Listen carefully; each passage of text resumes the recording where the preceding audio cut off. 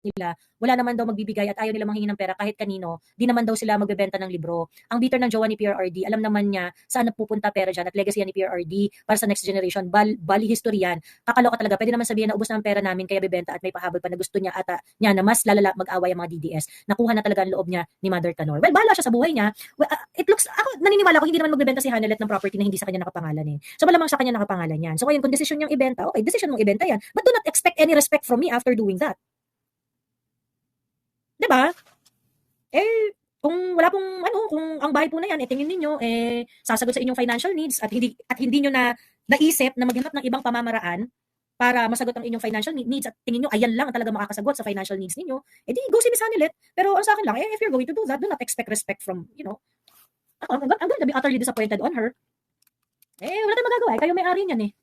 Diba? Pero pasensyahan po tayo dito. Makikriticize talaga kayo sa ginagawa ninyo. And, I don't think you want to preserve the legacy of PRRD if that's the case. So, bahala po kayo dyan. Na sa akin, parang hindi ko kailangang magbigay ng pugay sa inyo kung kayo naman ay numero 1 na walang pakialam sa legacy ni PRRD. Diba? Wala tayong magagawa dyan eh. Kanya naman daw yan eh. Ayan. So, meron na po ba country na tatanggap kay PRRD in case na mag-grant yung interim release?